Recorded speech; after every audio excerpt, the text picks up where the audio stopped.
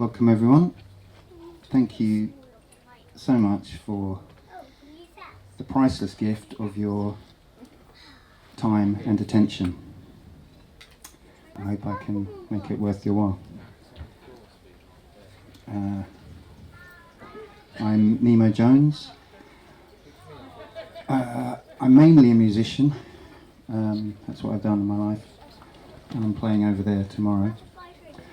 But I've become interested in this subject over the last few years to the point where I would seek the opportunity to get up and talk about it, which is not something that comes naturally to me. So the reason I'm doing this and want to continue to do this is because it's very important to me. I see it as an extremely important subject, and I'll explain why that is. It's worth saying that this subject actually brings up some quite challenging, goes into some quite challenging kind of areas about what people believe. So I'm kind of putting that out there to begin with. We'll see how it goes. Hopefully we won't have too many walkouts. But yeah, if you feel like it's fine, I won't be offended if you do just get bored or whatever. Okay. So generally when I mention natural law, the most common reactions are, what is that? Or, oh yeah, common law, I love that, that's great that you're into that. So I just want to sort of differentiate. I know there's a lot of people talking about common law and doing stuff to do with common law. That's kind of become quite a big thing on, certainly I've noticed it around on YouTube and stuff. But that is really a very different subject. This is not to do with man's law at all. It's not to do with litigation. It's not to do with maritime law. It basically predates all of that. Natural law is actually also known as spiritual law. So it's working on thinking and seeking to act on a much deeper level, much more grounded level than anything to do with what might be a tradition in this country or that country, those kinds of things. It basically transcends any culture of any age, but it's also permeates culture. So you'll see bits of natural law coming up within different traditions, philosophical traditions and religious traditions. And I would say really it makes the heart of what is of value in religious traditions. Although the traditions themselves, in my view, are generally corrupt and are not actually serving the functions that they potentially could have initially in, I would say, every case. Okay. So yeah, let's start with a question, which is everything okay in the world right now? Okay. So generally it's no, it's not. Okay. Okay, so that's the question that I've asked myself, and that's what's brought me to natural law, is that I've been trying to work out what is the root cause. Because you can always talk about fighting this wrong or that wrong, this system or that problem, this corruption, etc., etc. So, but what is the fundamental cause? I've always had this drive towards finding the fundamental thing, the root thing, the core thing, and that's what's brought me to natural law. So I'm going to use this kind of metaphor of a tree of evil, which might sound a bit extreme, but I'm fine with that. I'm going to talk more about evil and good in a bit. But the tree of evil, you know, if we were to say, well, what's wrong in the world? Let's say what it is a tree of evil. Then, you know, we can hack at the branches, or we can go to the root. So that's what I'm attempting to convey to you, is what is at the actual root of the tree of evil. So if everything isn't okay, is it okay to keep thinking how we are thinking? Or do we actually need to challenge what we ourselves are thinking in order to change the way things, change how we act? Does that sound reasonable? Yeah, to actually look at ourselves and go, well, are these beliefs that I'm holding, do they really hold water? Do they actually concur with reality?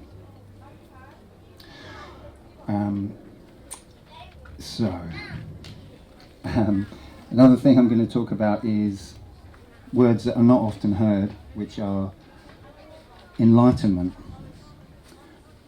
and morality. And to me, these are absolutely linked together. We don't hear a lot about morality. We hear sometimes people kind of, we might hear like politicians talking about it in a sort of weird, abstract kind of way or whatever. But it's not a commonly considered thing, actually, what is really moral and how can we actually be, or how can we support a moral existence in this world. So, yeah, it's actually quite deep stuff. So how's everyone doing? Everyone up for it? Okay, here we go. Okay, so what is life about? And what can I do as one person? What's the highest goal that I could set myself? So I'm going to answer that question from my perspective. The highest goal that I can set is the enlightenment of all. Yeah, universal enlightenment. I don't believe that there can be enlightenment in a solitary enlightenment. I don't believe in that concept. I think that's just a fantasy, because how can you achieve enlightenment while others are suffering and deluded? So I know, as I said, enlightenment is not a subject that's often talked about a lot. To me, it's actually very simple. It's not it's really just about understanding reality as it actually is. That's what enlightenment is, and acting accordingly. So with that goal in mind of universal enlightenment, I'm going to proceed. That's what I understand the study and teaching of natural law to be about. It's about basically being absolutely idealistic, about aiming for the highest good globally. So, and I've always kind of had this. To me, I've never had a problem with being idealistic. I know it gets a bad rap, but I'm fine with it. So, it's become clear to me that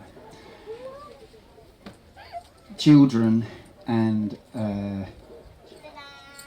people who have imagination, who retain their imagination, are able to see that the way things are is actually only a simple sort of a simple change of mind away from a beautiful heavenly world. It's not as if we don't have enough. I mean, some people argue that we don't have enough, but we certainly have a lot of what we need, but we're not using it in a way that's harmonious, that's beneficial to all, etc., etc. Does that make sense? Yeah. Okay. So that's what the study of natural law is about. So I'm going to give a very simple definition of what natural law is. This is a Mark Passio quote. Has anyone heard of Mark Passio? Yeah. Okay. So he's one of the greatest teachers around of natural law, I would say. Sort of in the internet age, he's kind of brought it forward. So he says, the understanding of natural law is centered on bringing our own conscience into alignment with objective morality. This means definitively knowing which behaviours are rights because they do not cause harm to other sentient beings, and which behaviours are wrongs because they do. So that's a very simple kind of definition. But natural law is not just about not doing wrongs or not doing harm, because as I see it, we're in a deluded age. We're in a crazy age.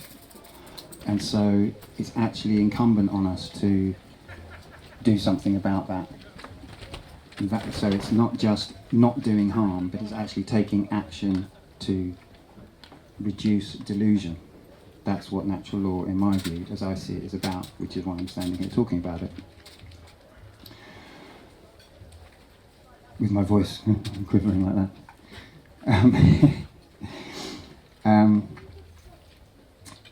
So, what is natural law?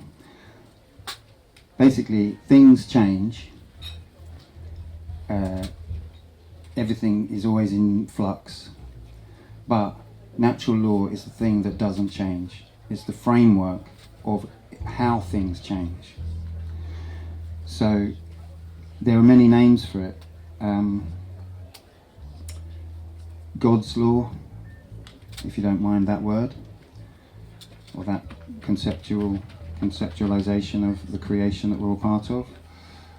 Moral law, universal law, the mystic law, the real law, karma, the Tao, the law of freedom, the law of consequence, and simply cause and effect. And there's actually many more beyond that, believe it or not. There's so many different ways of looking at this subject. And it's kind of like there in the background, as I said, of so many different philosophies, but it's kind of time, I believe, to bring it up into the consciousness. So if it can be defined as just cause and effect, then what's the point of talking about it? Because everyone knows about cause and effect, right? You do something and that's it has an effect. So yeah, what's important about talking about cause and effect? Well, the reason it's important is because the effect of an action is not just the immediate effect. It also has a moral or spiritual effect.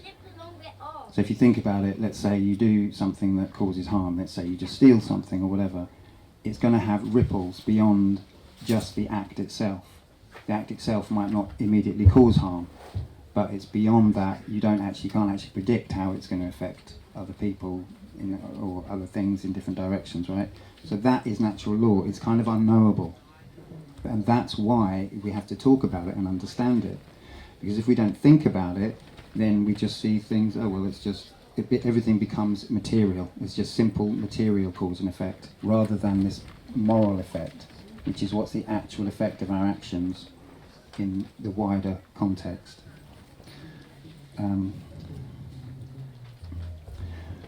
So, yeah, an effect can either basically cause more suffering and more delusion, or it can reduce suffering and delusion.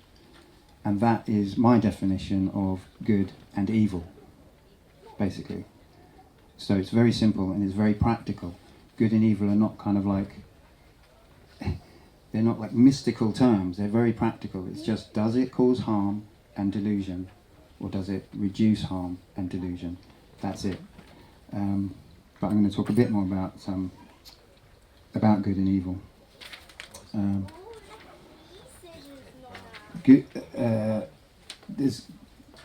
There's a few ways of thinking about good. So I would say it's also about being natural, being in alignment with natural law.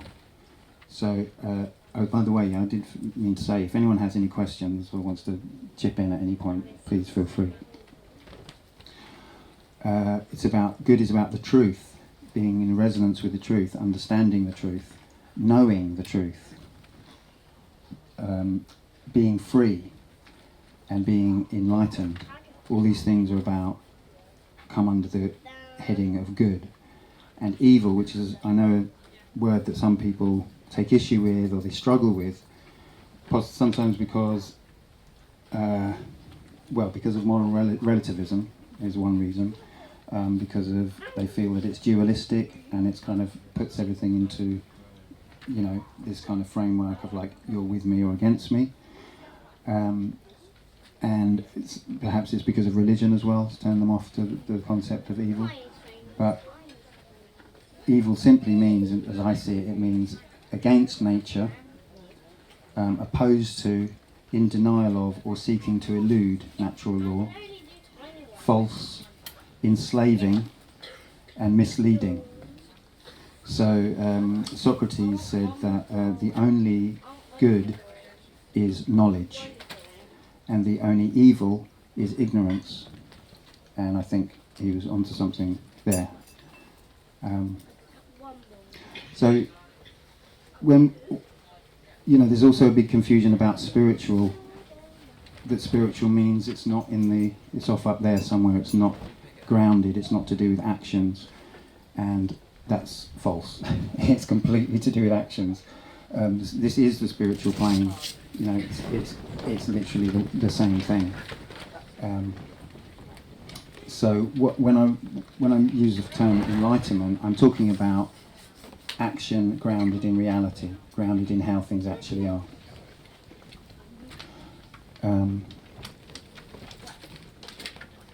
To go back to karma, which is just another word for natural law.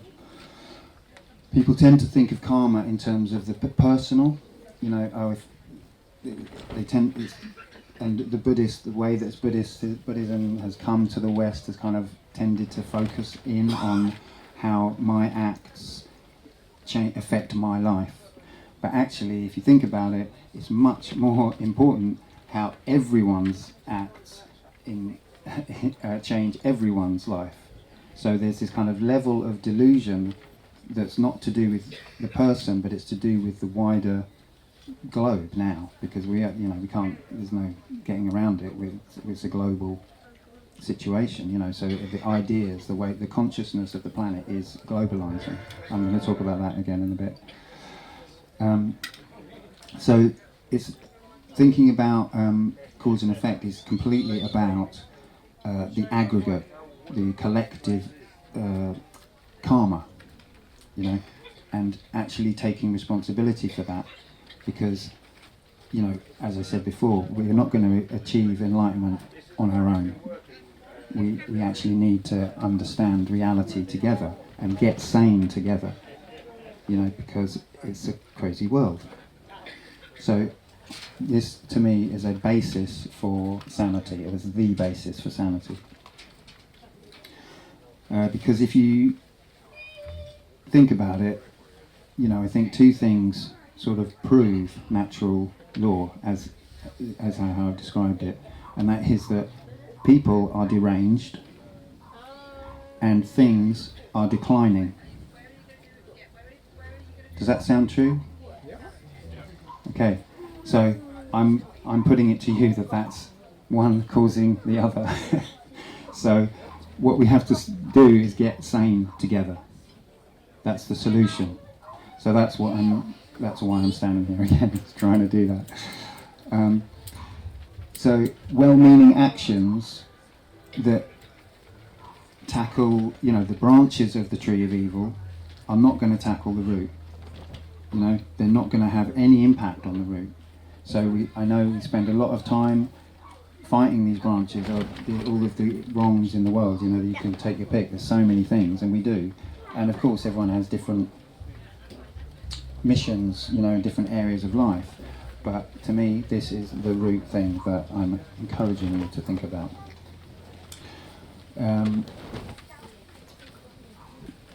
So the thing that really makes a difference here in this study, or this journey of understanding and deepening our understanding of natural law, is care, or you could say true care, is, capital T, capital C, that's how I kind of think of it. True care. It's not like compassion, it's not like, helping someone that's hurt themselves or whatever. That's fine, that's great. But true care is a deeper level, because it's about telling the truth and seeking the truth and finding that place within you that actually wants that. Because the thing is, in this world, it's very easy to remain in delusion. In fact, it's probably never been easier to remain distracted and to not attempt to get sane. Excuse me. A sip of water.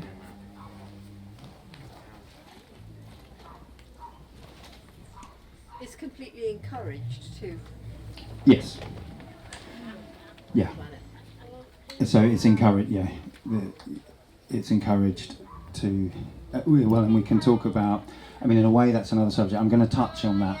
Yeah, about the factors that are sort of encouraging us to not really discover or look at the truth. Okay. Let me whiz through this. So, yeah, I mean, I'm going to talk more about those causes, but laziness, cowardice, selfishness, nihilism, the desire to get away with it, to escape natural law, to escape the consequences of our actions, that's all understandable. You know, it's hard work to be Jesus or Buddha or whatever it is, you know. It's hard work, right? So, and yeah, I literally got here, especially when we see little to inspire us otherwise. But where do these behaviours lead? This, you know, escaping the responsibility of it. So this is an Ayn Rand quote. You can avoid reality, but you cannot avoid the consequences of avoiding reality. And this is from the larger Wisdom Sutra, obviously ancient Buddhist text. Those who destroy the law will move from one great hell to another. So it's old news, you know what I'm talking about. It, as I said, it permeates, it comes up in all of the religions. But yes, there is, it seems, a class of people, clever fools, I would say, who benefit materially from the existence, the way the world is. Yeah, the 1%, the 0.1%, whatever it is, whoever they are, and I don't actually care who they are. You know, is it the Illuminati? Is it the this? Is it that? Is it Bill Gates? Is it, you know, is it aliens? You know, it actually doesn't matter, because as I see it, it's actually us. It's actually our responsibility. And if someone wants to be a megalomaniac, if no one allows it, no one goes along with it, then they are simply a crazy person in heaven. You know? So that's where it comes down to being our responsibility. We have, which I'm trying to say, you know, that's what I'm trying to get at. So there's two reasons to be concerned about human freedom. One is timeless, because as far back in time as I look, we haven't had human freedom. I don't know when there was a golden age, you know. The sutras talk about it, that there was. They say there was. Maybe there's these kalpas, which are thousands of years old. You know, as we look back, what do we see? Empire after empire after empire, you know, into the distant past, you know. What's that?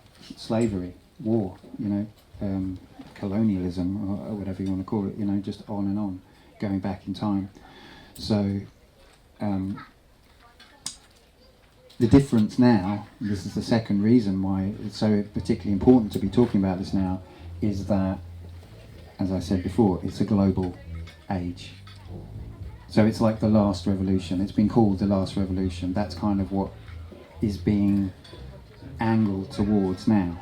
And that's what the technology is potentially enabling now, is a different kind of totalitarianism on a different scale to anything we've seen before, a global scale, where you can't go to Mexico or Portugal or wherever people are going at the moment, because it's global, you know. So, I mean, and this is obviously not fun to talk about, but again, that's kind of why I'm here, or part of the reason.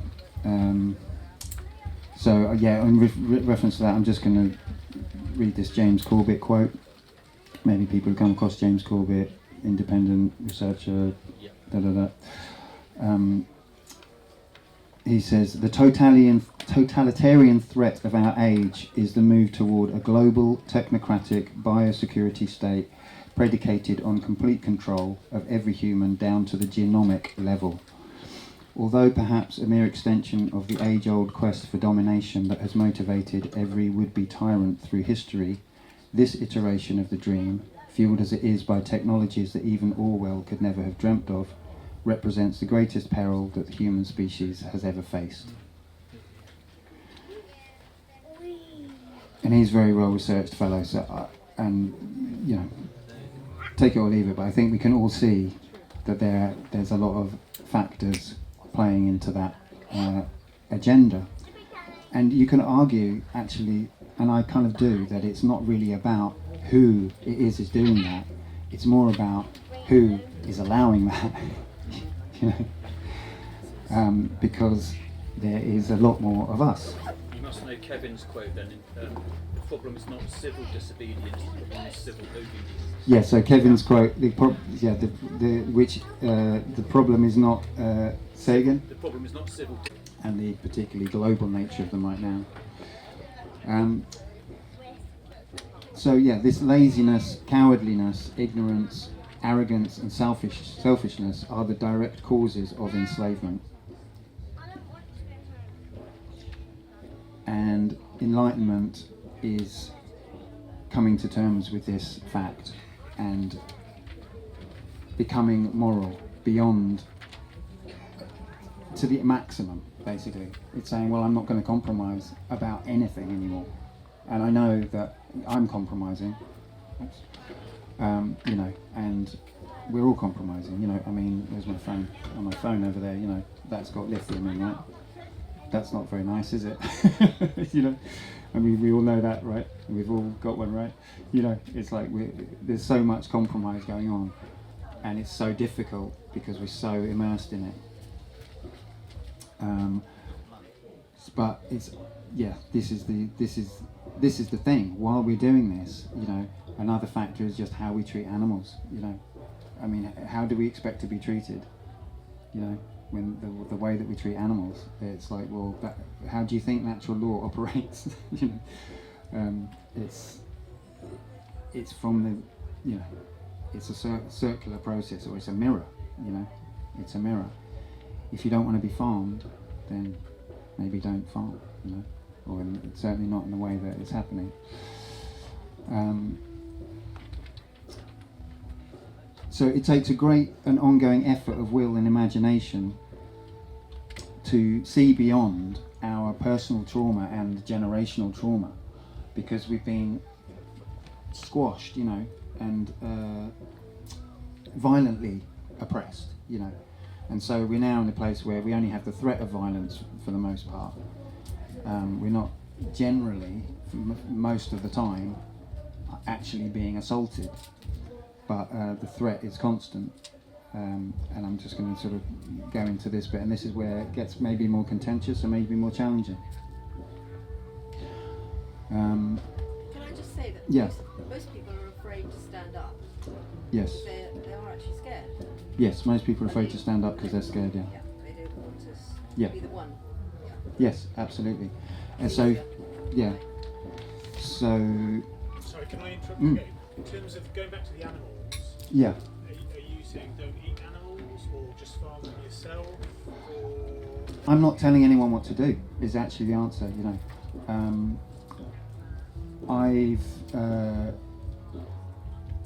I mean, it doesn't really matter actually what I do. I could talk about what I do. You might be able to discern something about it from what I've said, but it's actually about conscience. You know, that's what I'm talking about. But I'm offering it something to think about. You know, I mean, certainly, yeah. You know, watch Earthlings, the documentary. You know, if you haven't. I haven't yet, because I'm scared to. But but and also because I don't feel like I need to. But I am going to watch it. But yeah, you know, there's yeah, I mean that's a side issue. You know, it's a personal. Everything is personal. You know, everything is personal. I'm sort of offering something of a framework of thinking morally in the wider scale, wider picture. You know, and that's one aspect of it. Okay, I feel like my voice is a bit monotonous. Maybe we should do some. Hey, woohoo! Having a party in here. You're doing fine. Great. Good. Yeah, it's just this. Good. Yeah, it's just yeah. It's like it's a heavy subject. I mean, I'm kind of in love with this subject. I'm so inspired by it, but it is weighty, really weighty. You know. So yeah, I'm not sure how to inject some frivolity into it exactly, but okay. So yeah, it takes a huge effort of will and imagination to see through our trauma. So that's really what's limiting us. So talking about fear, you know, we're traumatized. Our personal trauma and the trauma that we've undergone entrains us to be fearful and to follow the herd. You know, one of the most primal instincts is to belong to the herd. You know, absolutely, and understandably, it's totally rational. You know, it's survival instinct. I think this kind of conversation is hopefully just trying to like nudge the herd a bit. You know, if that's not too insulting to you guys. Oh, yeah, they got a laugh. Great.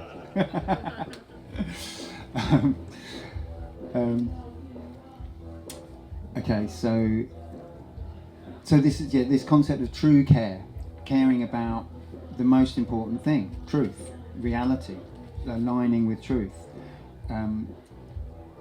That's kind of what is lacking. That's you know, at the heart of everything is this lack of true care. You know, we see so much nihilism in young people, particularly now. I mean, it's crazy. They think nothing matters. You know, they're pretty much convinced of that. They say, "Oh yeah, I'm a nihilist." You know, what's the problem? Why does stuff matter? You know, I do what I want. I'm a hedonist as well, obviously, because I'm a nihilist. You know, and yeah, it's not great. So this is basically carelessness. It's lack of true care. It's lack of wanting to really understand the way things actually are. And there's so many things feeding into that. You know, I've got a huge list here.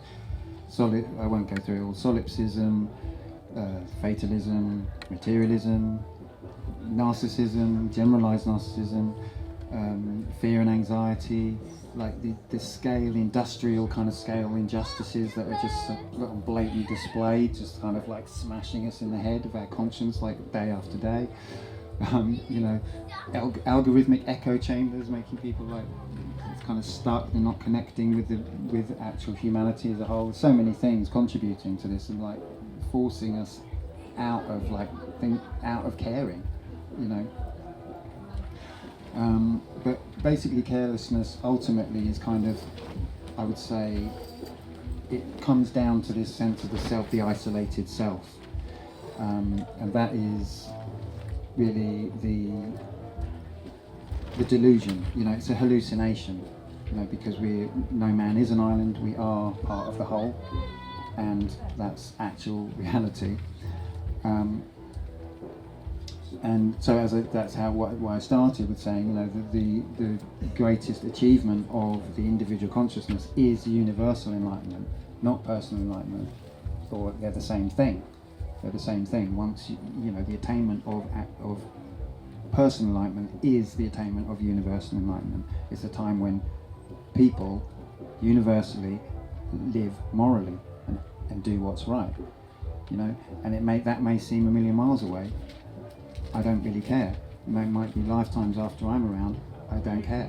I want to be part of that. You know, however long it takes. That's what I want to be part of. I was just chatting outside. Okay, so yeah, this carelessness, which is, can be described as, I mean, so it's like apathy, absence of moral sense, unwillingness to distinguish or reject delusion, willful ignorance, not wanting to know, being without conscience, aligning with falsehood, succumbing to fear, or hatred of truth. So it really is based in fear, you know, and that is, this root cause takes the three forms that people might know of from Buddhism is ignorance, anger, and greed. And as I see it, these really come down to ignorance of reality, of natural law. And anger is really attachment to wrong beliefs. So it's false pride, contemptuousness, holding up delusion as wisdom, refusing to hear or acknowledge the truth. And greed is elevating material comfort, status, safety, and self-image over truth. And loving the self and not loving the whole, not having agape love, if you know what that is, you know, universal love, love for humanity, love for life, love for the creation.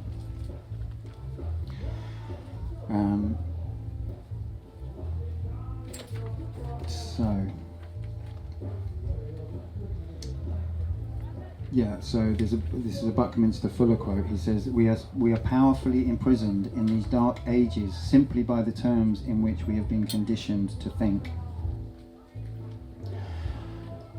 And so this is a bit more of a contentious bit. I'm going to talk about the actual concept of external authority. So this is a really core, foundational false belief, basically, that most people have.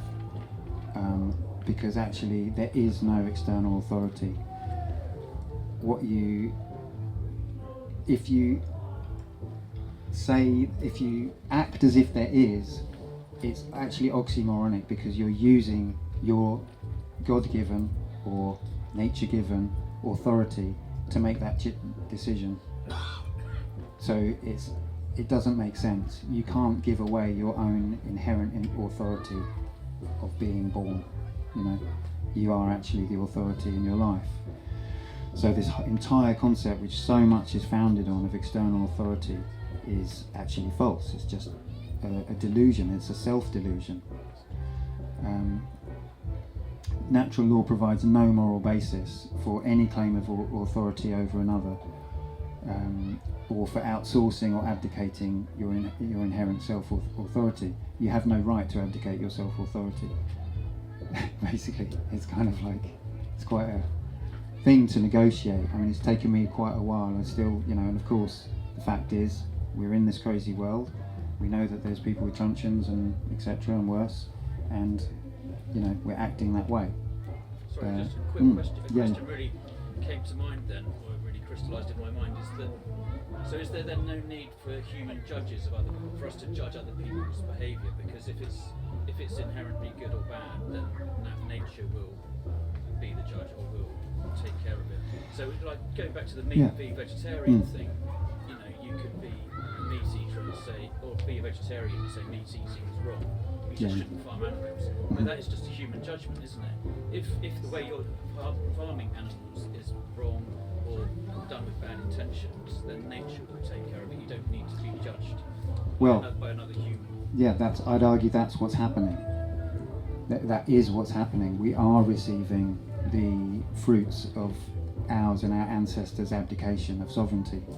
You know, so yes, it's true, but it doesn't mean that we can't, you know, help one another. And that is part of that is judgment. You know, I would say, you know, because it's discernment. You know. It's saying, well, that's more how I'd see it, you know. I mean, of course, there's some wrongs that are so kind of imminent, you know, that you're like, well, I've got to stop this right now, you know. That's maybe different to what you're saying, but the way natural law works is that it works in the aggregate. That's the way that you actually notice it. So you know, as Mark Passio says, the reason that we're becoming more enslaved is because we're less moral, and that's the what do you call it? can't think of the word, but it's like a simple sum. You know, it's like the lack of morality equals lack of freedom. You see what I mean? Yeah. Yeah, within the aggregate. Yeah. So. At the same time, it's like having like moral laws that you can't cross. When people would say that's a restriction, Mm-hmm. and so we want freedom. We want to be freedom to cross those lines that you'd say, oh, they're invisible. Yeah. And when we cross them, there is a penalty further down the road. So Yeah. there's a sort of tension, isn't there, with that presenting idea of morality, which I think is a good thing. Yeah. Yeah, so are you talking about man's law, or are you talking about natural law there? But we intuitively, in our DNA, Yeah. I believe in a divinity, Mhm. in our DNA. Yeah. When a child does something wrong, it knows it's done something wrong. Yeah. And which is a conscience, having a conscience. Yes. Isn't it? Yeah. We know when we sort of cross that line. Yeah. We just don't feel comfortable. Mm-hmm. And we can't explain it because we live in a world where there's language we can't. We feel like we have a decadence, a liberality about it. Yeah. So it's the language around it is very difficult, isn't it? Because we live in this so-called Western freedom, Yeah. and liberated from the shackles of previous moral codes. Yes. And moral relativity. Yes. Sorry, I'm not sure if I quite got a question there, but Yeah, it's in. it's just the discussion around that language of morality, Yeah. and where do we see it come from? Where is it from? Yes. Is it just man-made? Okay. So yeah, I mean, and perhaps I haven't exactly made that clear. I said at the beginning, that morality is a word that I'm going to be using, and that it's not a word that we hear a lot, and so yeah, as I said, I think for me, the most important morality is are you aligned with natural law, or are you not aligned with natural law? Are you causing delusion and suffering, or are you reducing delusion and suffering? That's it really. That's pretty much that's kind of the law. So do no harm is you can derive. You can't really codify natural law, but you can derive these kind of concepts such as do no harm, do unto others as you would have be done by. So that's another place where it pops up in a religion, as I was saying previously. So yeah, it can't be codified because it's natural. It's not human. So I can't tell you what it is, in a way, But I can say what I've said, but it's actually about aligning with your conscience, as you said. Personally for me, in my journey, I found that coding is in the Bible, the commandments in the Bible. It's there, and that's a sort of basis of our Western culture. Yeah. That's not a journey that I've made, so I don't know. For me, natural law is kind of, as I've said, it kind of like weaves its way in and out of all the religions and kind of shows its way through. Yeah. And I think it's kind of becoming kind of unearthed, as I see it. It seems to be coming up now in the internet global age. It seems to be coming through as a kind of, I don't know, some kind of different transmission which is actually not part of any religion or tradition, but it kind of is something of the perennial philosophy. So it's kind of like coming through, bringing through what was good in all of the traditions. Can you just define what you mean by delusion? Yeah. What you mean by reality? Because we use those a lot. Okay. And they all seem quite relative. Yeah. Okay. So delusion and reality. Yes. So my definition of reality is that which has undergone the formality of actually occurring. That's it. Basically. that which is actually happening, and that, you know, has happened and is happening. Okay. Yeah, that's my favourite definition of reality. But that will Or truth. depend on your perception. No, it doesn't. So this is a contentious issue. So this is where we're getting into relativity, you know. So I'm an absolutist. So I don't. So perception is fine. Your perception is fine. My perception is fine. They're both probably wrong, because reality is reality and it doesn't care. You know, facts don't care about our feelings, as the saying goes. But if there's a road accident and that gentleman there sees it one way and I see it a different way because I'm in a different space, then those two perceptions somewhere meeting in the middle, then is that the reality where the perceptions meet? No, because your experience is just is not the reality. Right. You know, it's an interpretation of the reality. Okay. So the reality may never be known. You know. But I think Yeah, and most reality isn't known if you think about it. You know, the woods are full of trees falling with no one hearing them, etc. You know, it's like we haven't got eyes everywhere, so so perception is very, very different to reality. It's a kind of completely different world. But I think it's like the burden of evidence in a law of court. If there are 4 people who watch that car crash, then there's an objective truth that comes out of that. A better example would be... That's what it's objective versus subjective. Yeah, but so if I'm colourblind, he's got a red T-shirt. Who's to say that's not red? That's my reality versus your reality. Yeah, but the Reality is consensus. none of us share the same The reality. consensus is it's blue. Yeah, but the consensus can be wrong. The consensus can definitely be wrong. Yeah, but You know. to go forward in the society and to have an idea about a vision about a future, we have to have consensus, don't we? We have to have agreement. Well, only if it allows my freedom. Yeah, of course. Yeah. You know, which is the problem with the kind of thing that you're talking about. You know, there's a lot of, I mean, incredible harm has been done in the name of society, the good of society. You know, and the idea of what the common good. You know. Yeah, when you So. like government overreach and things, yeah. Well, I mean, government is overreach, in my view. So I know that's quite an extreme opinion, not to this guy, but yeah. So I'm just actually going to talk about that. So Jeremy Locke wrote the End of All Evil, great book, and he has this quote: "As a human being, the degree of freedom you require is infinite." So external authority is false. I mean, I'm just going to say this as fact, and we can argue about it later.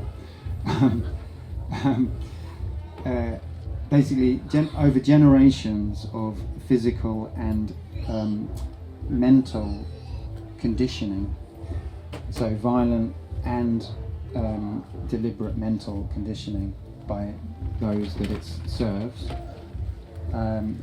we've become conditioned to accept this hallucination of external authority. So that is the state, which is, ultimately that's the most sort of plain expression of it, and the most, by far, the most dangerous, harmful institution is, well, you could argue religions as well, but the state has caused every war ever.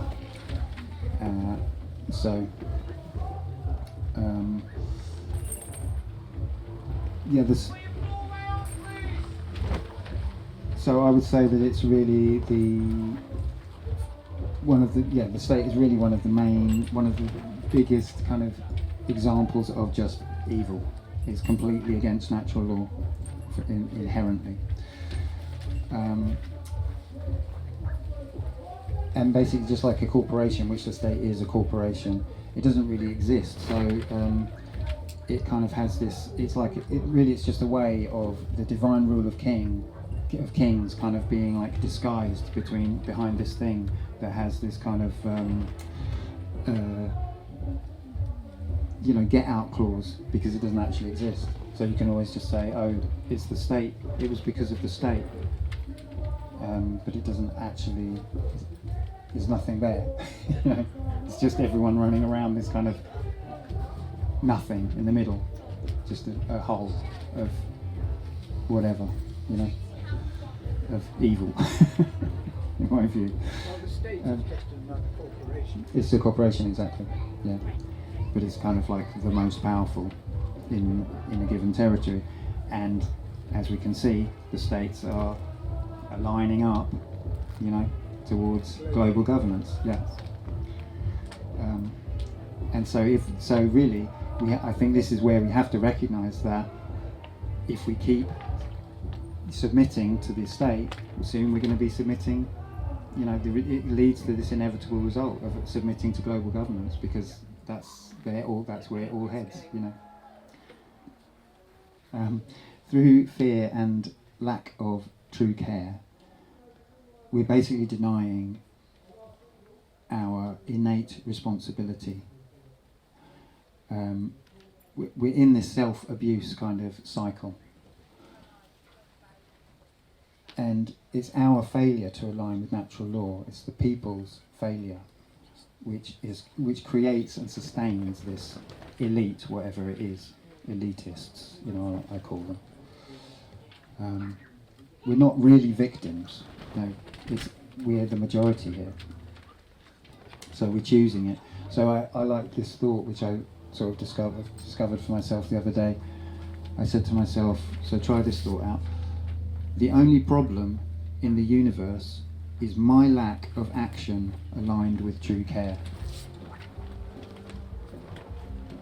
True care takes effort. Yeah. People don't want to make the effort. Yeah.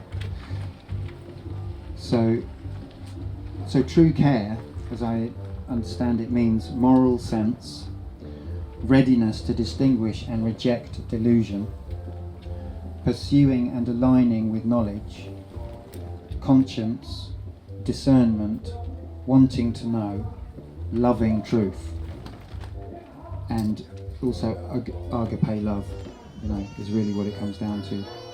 Actually loving us, thinking that we're worth it and acting accordingly. And on the subject of loving truth, Jesus apparently said, "And you will know the truth, and the truth shall set you free."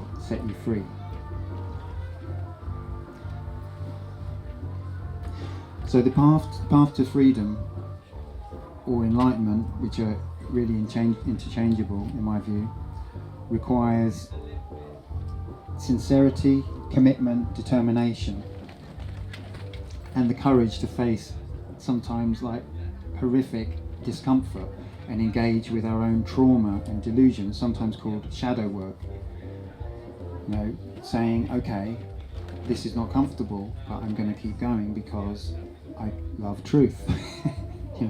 And if I believe something that's not true, then I have to discard it, however difficult that is.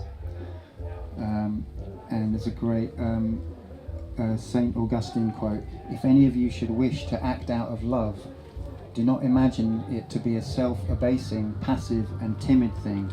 Love should be fervent to correct." And another quote on a similar subject, this is from a guy called Adyashanti: "Enlightenment is a destructive process," which was a shock to me. "The crumbling away of untruth, seeing through the facade of pretense, the complete eradication of everything we imagine to be true." So without this kind of courage, which can only be born of true care, basically hope is lost. So this is what we need, really. And it's not really generally about going out into the world. It's actually much more an internal process, because we actually can't do this work for anyone else. We can't enlighten anyone else, it's not possible. But we can enlighten ourselves, and it's hard work. We have to look at what we believe and say, is it true? Is it true? You know? I see a bit of a paradox there between what from what you were saying earlier about sometimes we do have to judge others, but on the other hand, it's mainly about our own inner work. Well, I suppose I'm talking about two different things. I mean, judging others. I mean, we do judge others. You know, I think it's discernment, you know, really. It's like, that's a word that I'd rather use, I guess, than judging. Because judging has this kind of, but really it's the same thing, I guess. But it's, like when we're looking at someone else's action, it's about in the moment, isn't it? It's discerning, well, should I act in response to this? Does this person understand what they're doing? You know, so it's a lot comes into those kind of questions. You know, people act out of ignorance. They act out of nescience, which means they couldn't possibly know. You know. So this kind of there's always a call there about which comes down to using our own judgment. You know, about how much we can judge someone for their actions. Yeah. Doesn't this depend on belief system? Some people will believe that this is so, and others with a different belief system believe something totally opposite, and they believe it fervently, and then they clash. Yeah. Well, so you're talking about some people believe like what I'm espousing. Well, no. Belief systems Oh, just all in over general. the world. Yeah. You know, religion is made up of people who fervently believe this is so, and another religion will believe that almost the opposite. Well, I was sorry. And I know that integrity is something that we seem to have lost. It was very valuable, and we expected it in all our leaders, and it's somehow been bought out and is no longer there.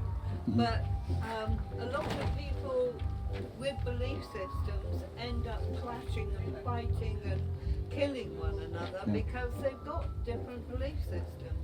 Yeah. I don't know exactly where that leaves us with natural law. Well, as far as I'm concerned, I mean, I practiced Buddhism for a long time, and I still kind of dabble, I'd say. But my son asked me the other day, do you still consider yourself a Buddhist? And I said, no, I consider myself a truthist. Meaning, I don't want to believe anything. Yeah. I'm not interested in belief. You know, I want to know the truth. And that, to me, is the only way forward. So I don't, it makes no difference what people believe.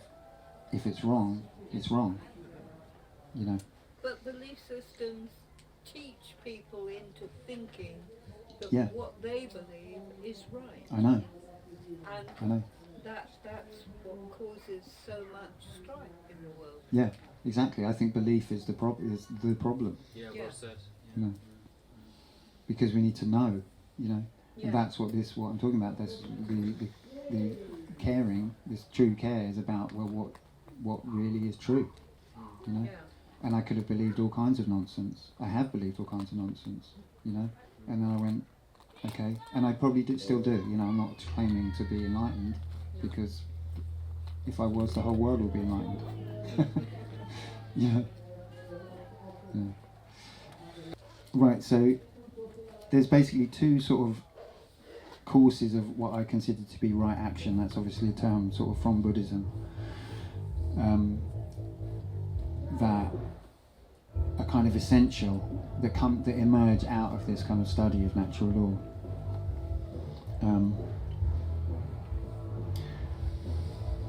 One is the discarding of falsehood in oneself, which is what I've talked about, you know, this destructive process of getting rid of the delusion in yourself, you know, which I've said, is also known as shadow work. Basically saying, okay, is this idea good or is this actually crap? You know, does it align with reality or not? does it describe reality or not? That's the first part of this process. And the second part of the process is doing what I'm trying to do now, which is to describe what's to help others, on the path, and that's what I believe is needed in the world, these two forms of right action, the internal and the external. Because as I've said along a few times, there's no enlightenment without universal enlightenment. So, in the Buddhist terms, the voice does the Buddha's work. The voice is the externalization. The voice is where the process of learning comes to its fruition, when you're actually conveying. Wisdom is not in sitting there being wise. Wisdom is in actually conveying the right information to the right person at the right time, in a way that they actually can benefit from it and become more enlightened by it. So that's the kind of second part of right action in relation to natural law. So true care, I think, leads to these two things. It leads to this internal work and the external work. I mean, you're never done with them, because it's like, like me giving this talk. It's like, it's difficult. I'm having a go. I'm trying it. I've done a couple of these, and it's challenging. Am I a good speaker? Blah, blah, blah. Is it too heavy? All these questions that come up. That's the shadow work. It's like, am I ready to do this? At some point, I've kind of said, well, it doesn't really matter if I'm ready to do it, because I just need to start doing it, because things are getting so drastic out there and in here, So that's kind of the process as I see it, and this is, as slow as it kind of seems, this is, I think, the way that we're going to do. This is the only way, basically. That's how I see it. There's no, revolution.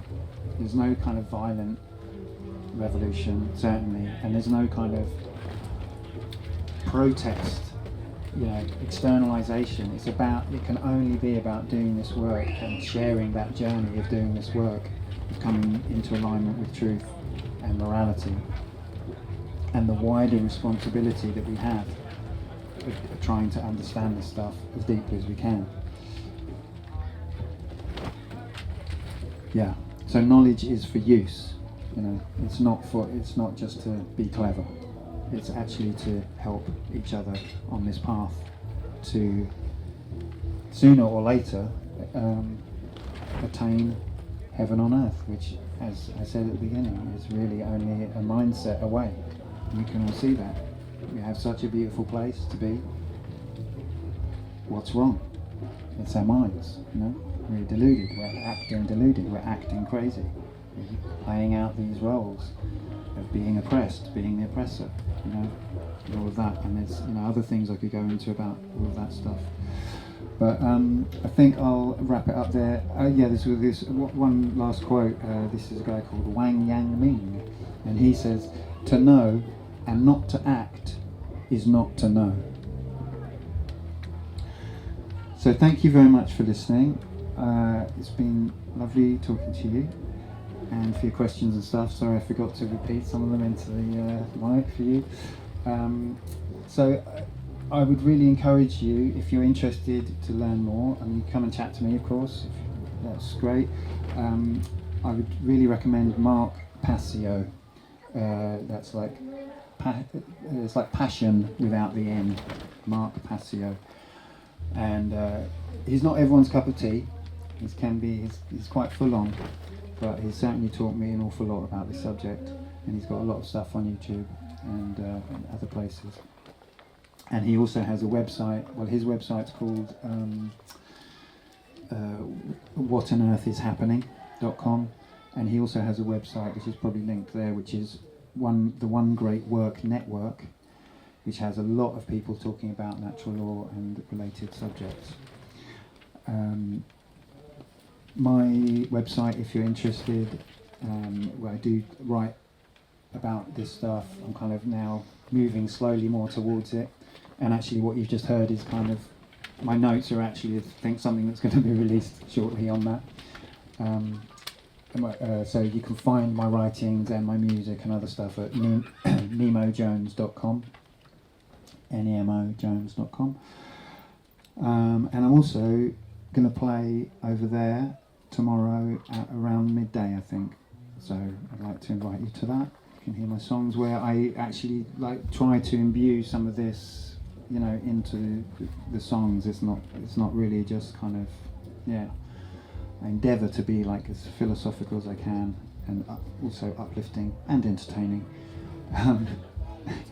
in that form. So that's it. So thank you so much for listening. Thank you. Cheers.